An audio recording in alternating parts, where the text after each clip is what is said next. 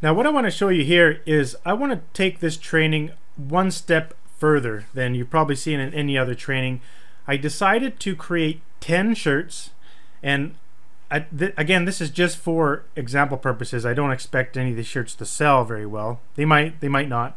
But what I really want to do is I wanted to create 10 shirts in a sports niche, NHL to be specific, and list them all and show how to organize these 10 shirts inside of your Facebook ads so they can read it properly and see how they which ones will convert and all that kind of stuff, right? So I want to show you the shirts that I've done, and I designed these shirts based on all the skills, all the little tricks I've shown you in the previous module. So if you haven't seen the one on me designing several different shirt designs, I used all those skills for these, and I whipped all 10 of these shirts up in just one evening. So, and I did it using Photoshop. Let's take a look.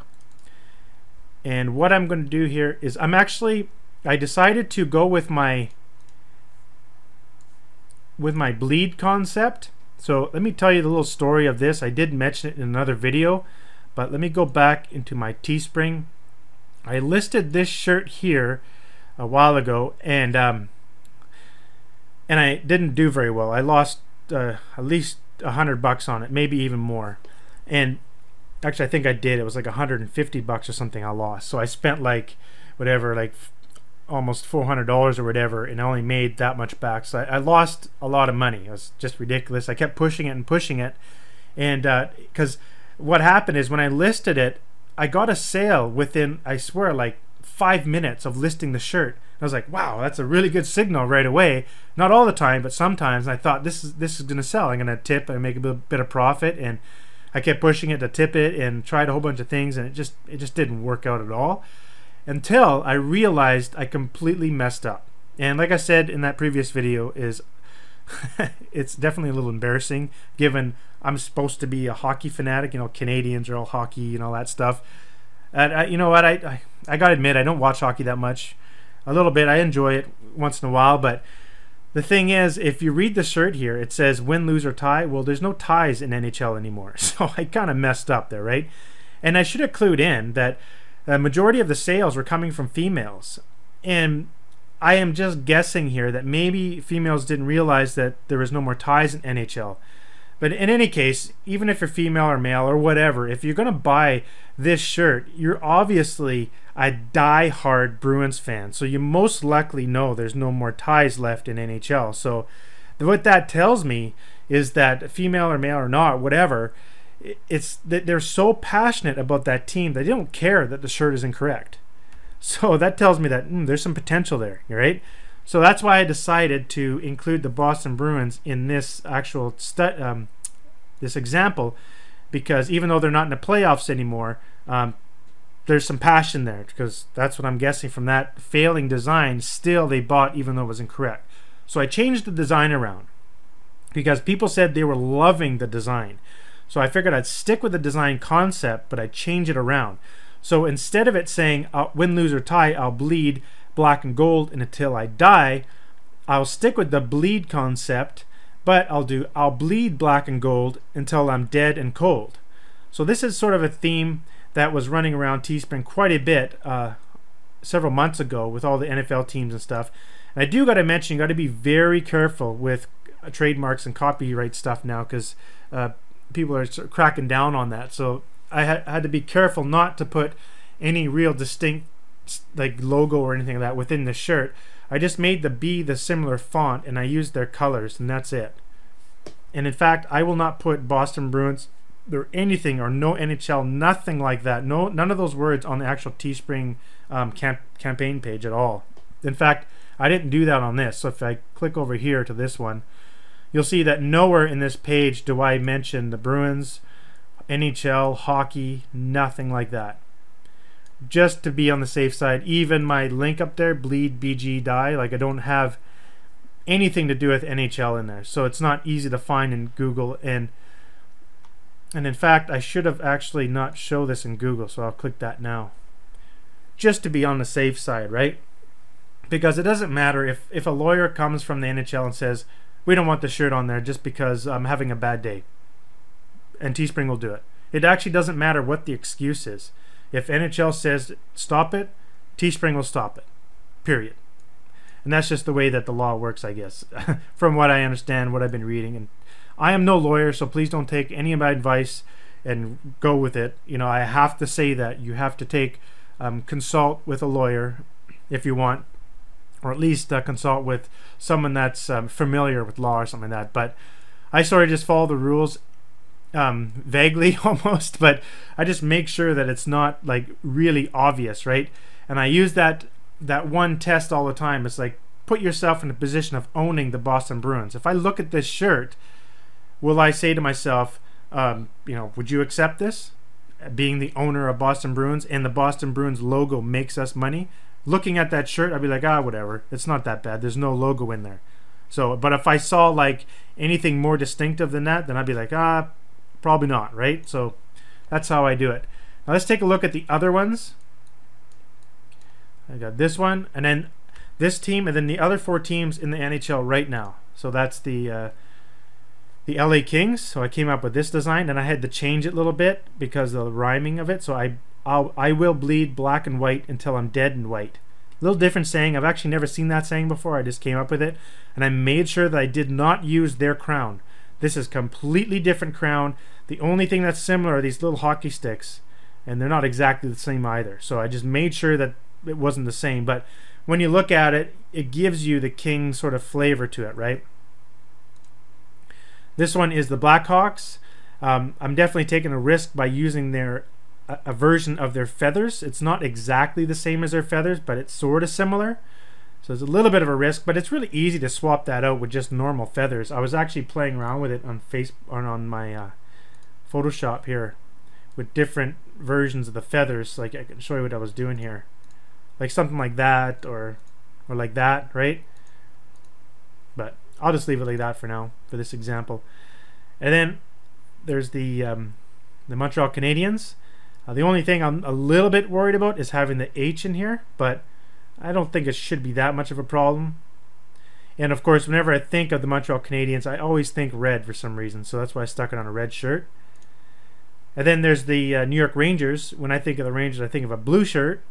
And the distinct, I like putting one little distinctive characteristic about the team. So this one was the H at the bottom. That's why I wanted that there.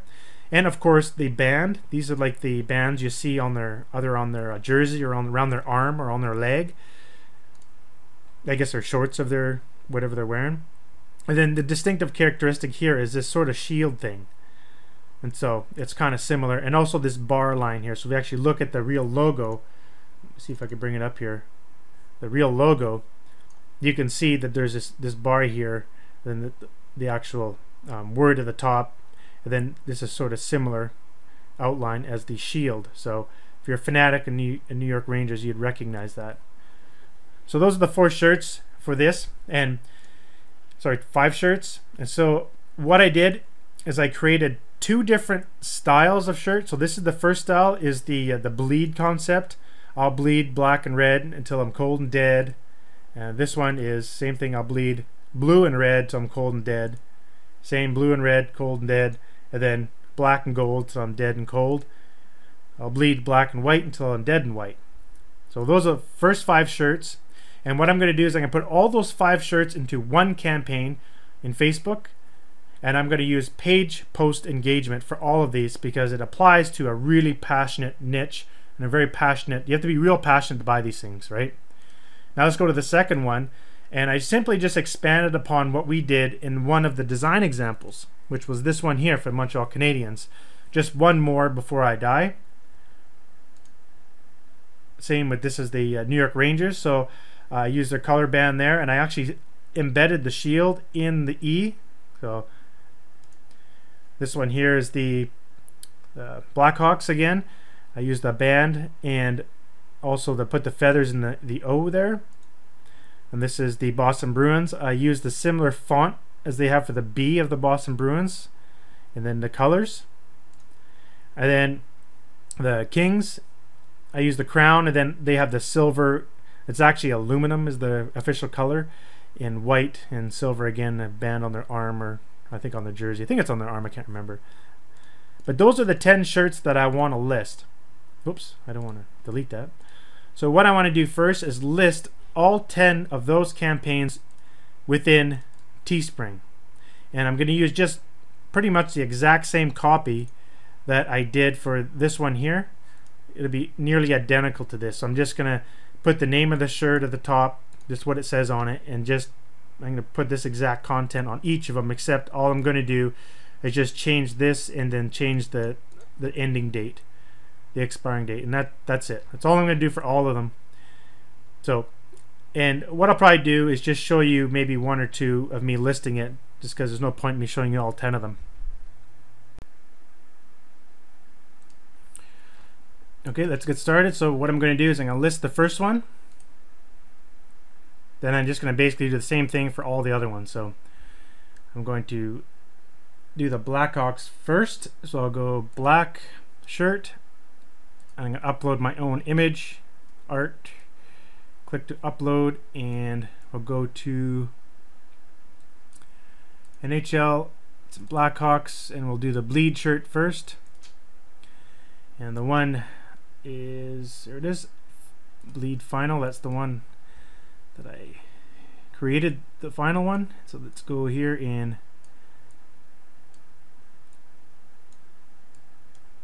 make it nice and big so they can really see it.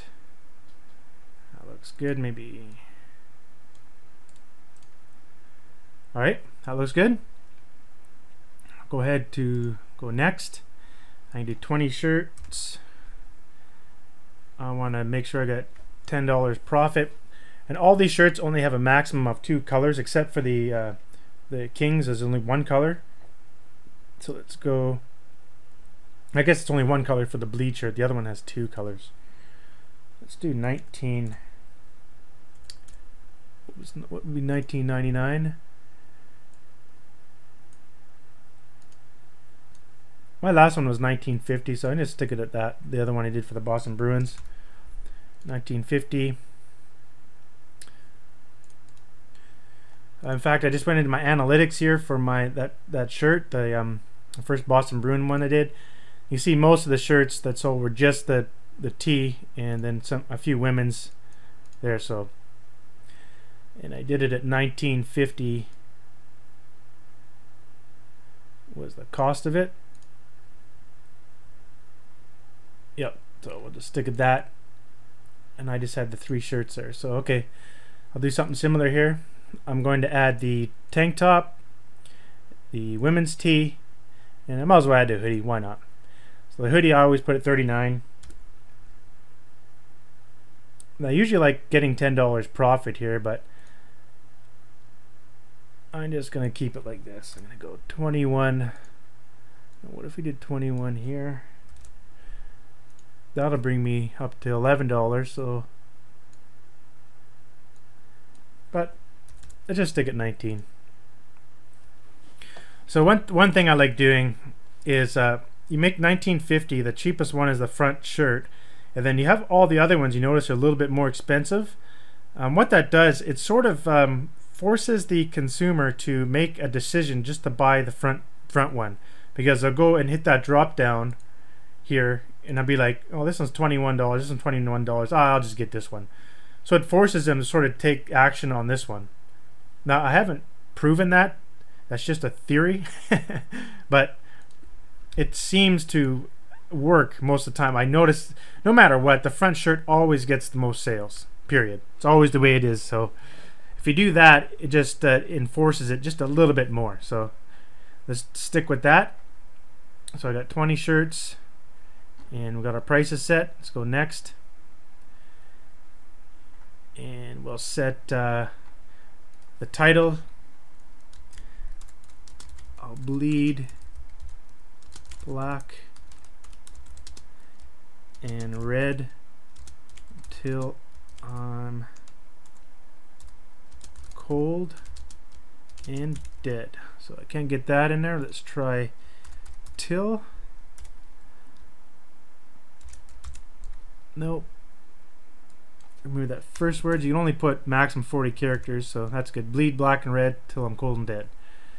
And then let's put this information in here. Now what I want to do is use my T inspector. So remember the data bank tool. I have all my all my code or stuff I saved in here, so I can quickly see that one of my descriptions, I click here and I'm just going to use this default description, and I have a few other things here I can drop in if I want to. There's even some Facebook content here, but this is just sort of like a content data bank thing where you can just keep things so you don't have to keep typing it out. So the way that I've designed this is that if you click on this, it shows you the data down there, and you'll see the label here, and this is the content of that corresponding label. But if I just double click on this like that, it actually just copied it to my clipboard. So now I can go here and paste, and then all I do is just I'll add the ending date, so I'll do it June 3rd, ending June 3rd, and put the T name here. I'll bleed black and red until I'm cold and dead. So we'll just go ahead and bold that stuff at the top. I'll bold this, and I like bolding the click buy it now and then or reserve it now. I'm not sure if they're still using the buy it now on the buttons. You can see this one says buy it now. Sometimes it says reserve it now, so we'll put that there. And we need to make a name.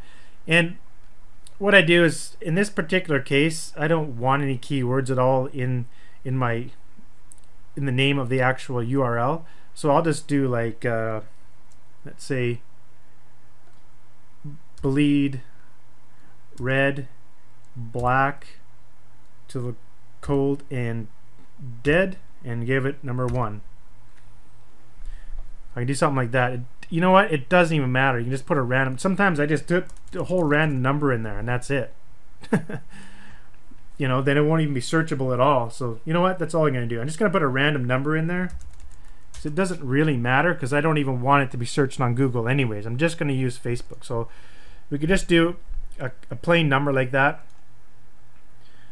And I'll keep it away from prying eyes too, for people that want to spy on my accounts and things like that. Obviously, it really makes no difference because, well, I'm recording this for my training course, so obviously a lot of people are going to see it anyways. But I just want to show you that you have that option of completely hiding it by just putting a random number there. Okay, so the last thing I do want to do at this point, I want to put in my tracking pixel.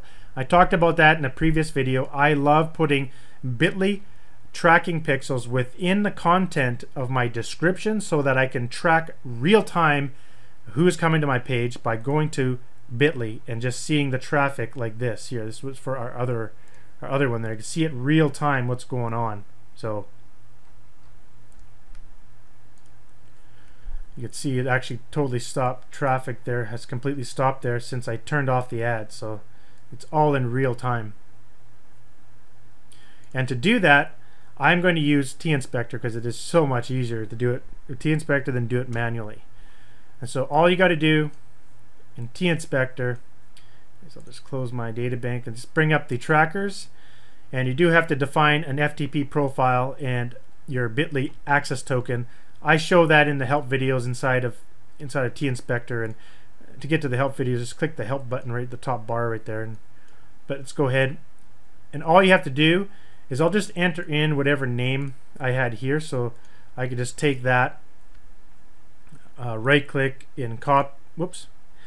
Actually, you know what? I'm going to get some sort of description, because then when I log into my bit.ly, I'll know what link this is for. So let's just do bleed then Blackhawks. So Blackhawks. Yeah, we just go bleed Blackhawks, and I'll do a dash. How about that? Ah, no dash. Good enough. Bleed Blackhawks. Let's copy that.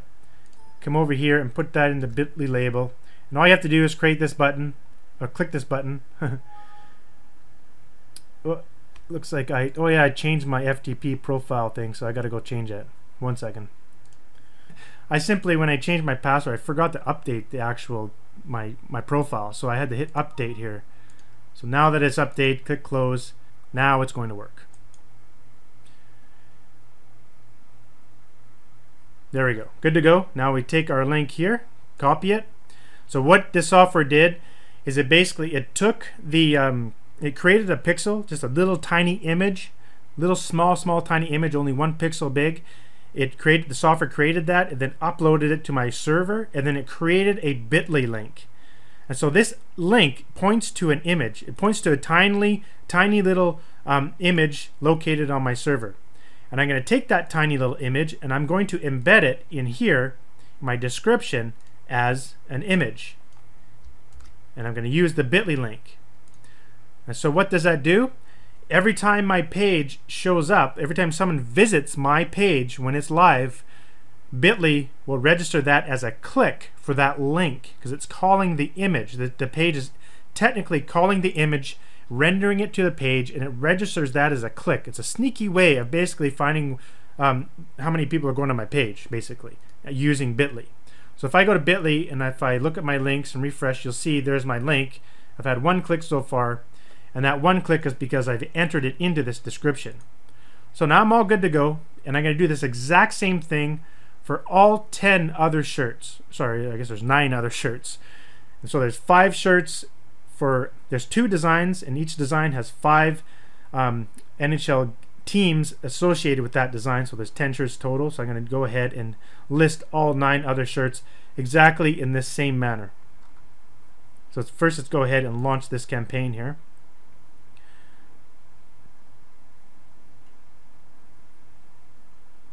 And now we have our campaign live.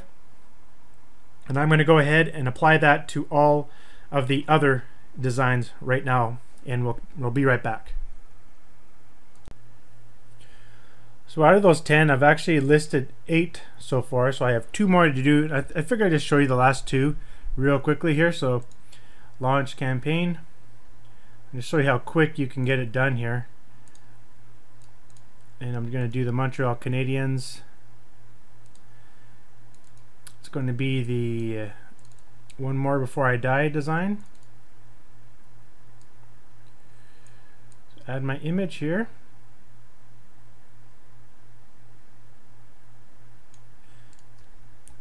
That looked good. 20 shirts, same as I did before. Women's tee, tank and hoodie. 1950, 2150, 2150, 3950. Next. Use my software here and get the title, just one more before I die. And I have this here too. I just have it on a Word program. In Word you can actually bold and stuff, so I just put it there for now. A little easier. And this will just call this one MC for Montreal Canadiens. And then all I got to do is just add the tracking pixel. So I'll take this, right click and copy, bring up the pixel tracker thing, paste it here, click get bit.ly. Right, now I'll grab my link here, just copy it, add it at the end as an image, insert image, and then agree to the terms and launch the campaign. And we have 1 more left to do here. For some strange reason, I noticed today that the images aren't popping up right away, like the shirt. Oh, I just did there. A little bit of a delay or something like that. I'm not sure. Back to my campaigns. Launch the last one here. This one will be blue because it's going to be the New York Rangers. Back to New York Rangers. 1 more. That's the one there.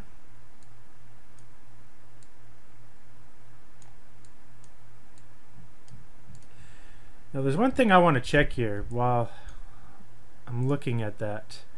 I want to see Pepsi.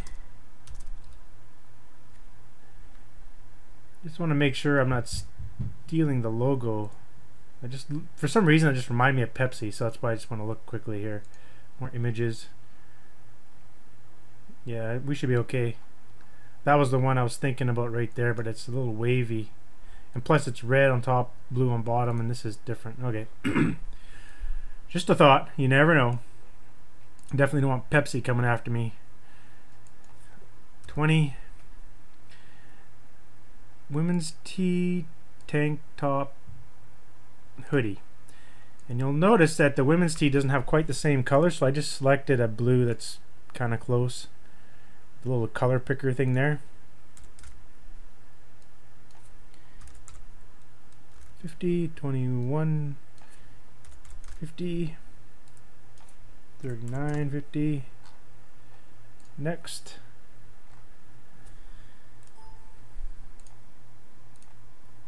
Get my title, my description. One, New York Rangers in R. Let's go get a tracking pixel.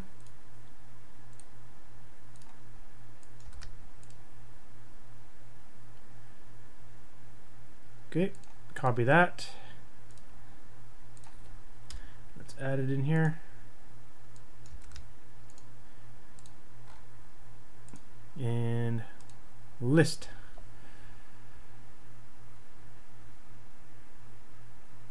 And there she goes. So we just did that in 4 minutes.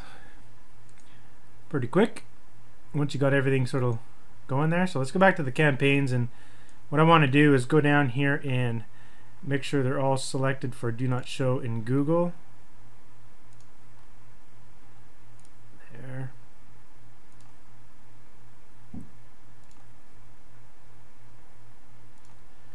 sure I get them all there. Oh, wait. And also I'm just going to go ahead and cancel this one here, the keep calm, drop your gear. So I want to show you how to do that. You should just click end early and click the button there. Yes, end early. And also this one here, I'm not running ads to it anymore, so I'm going to just go end early as well.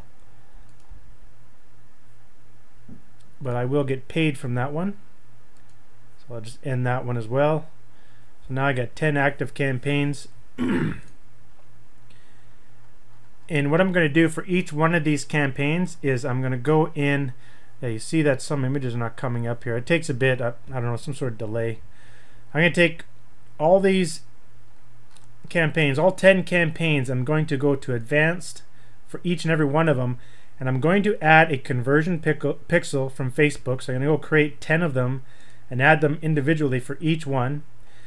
In addition, I'm also going to do a retargeting campaign for each of them, so that just in case one of these does break out to be a good one, a good campaign, then I can retarget those leads again to try to get more sales. So I might as well do it right from the beginning. So I'm going to go ahead and do that. I've already shown how to do that in a previous module for that other campaign, so there's no point in me showing that all over again for 10 more campaigns.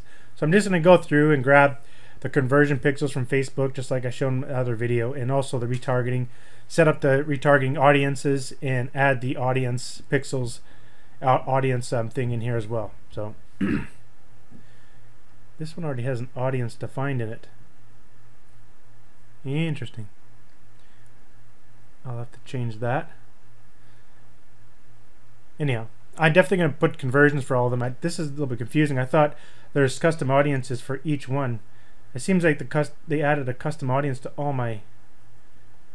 Let's check.